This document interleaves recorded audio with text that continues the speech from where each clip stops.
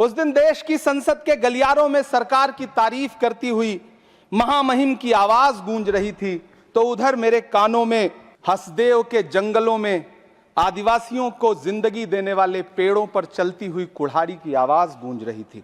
इस तरफ महामहिम के भाषण पर प्रधानमंत्री जी संसद की मेज थपथपा रहे थे और उधर उत्तराखंड की अभागी बिटिया अंकिता भंडारी के इंसाफ की आवाजें मध्यम पड़ती जा रही थीं, जो आज भी पूछ रही हैं कि आखिर वो वीआईपी कौन था जिसके लिए अंकिता भंडारी को मार दिया गया।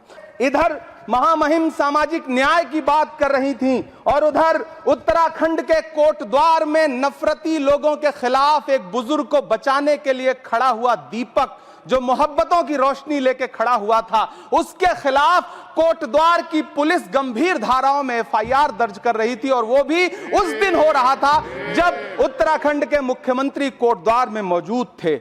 ये नया भारत है जहां दंगाइयों के खिलाफ एफआईआर नहीं होते, बल्कि अमन और मोहब्बत की बात करने वालों के खिलाफ एफआईआर दर्ज होता है। यह नया भारत है जहां असम का चीफ मिनिस्टर खुलेआम संवैधानिक प्रोटोकॉल तोड़कर कहता है कि मुसलमानों को इतना टॉर्चर करो कि वो राज्य छोड़ने पर मजबूर हो जाएं। वो कहता है कि अगर कोई मियां रिक्शा वाला 5 रुपए मांगो तो उसे 4 रुपए दो ताकि वो परेशान हो सके। यह नया भारत है जहां बरेली में खाली घर में नमाज पढ़ने पर पुलिस मुकदमा दर्ज करती है।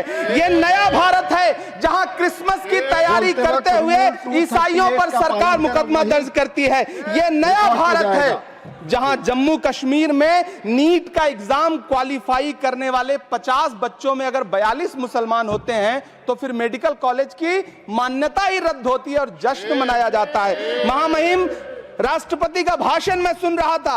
सर, यह नया भारत है जहां मध्य प्रदेश के बैतूल में बच्चों के स्कूल बनवा रहे मोहम्मद नईम का घर स्कूल इसलिए तुड़वा दिया जाता है क्योंकि वो स्कूल बनवा रहे थे। ये नया भारत है जहां कोर्ट का स्टे होने के बावजूद बनारस की दाल मंडी में सैकड़ों दुकानें तोड़ी जा रही हैं क्योंकि रास्ता चौड़ा करना है।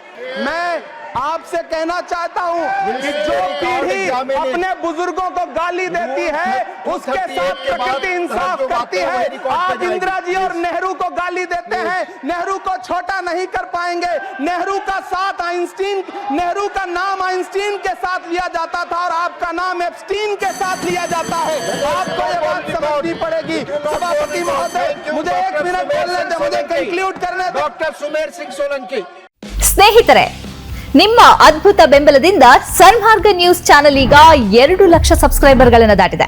ಇದು ನಮ್ಮ ಯಶಸ್ಸಲ್ಲ, ಇದು ನಿಮ್ಮ ಯಶಸ್ಸು. ನಮ್ಮ ಮುಂದಿನ ಗುರಿ 4 ಲಕ್ಷ. ಇದು ಕಷ್ಟವಲ್ಲ. ನೀವು ಮಾಡಬೇಕಾದದ್ದು ಸಿಂಪಲ್.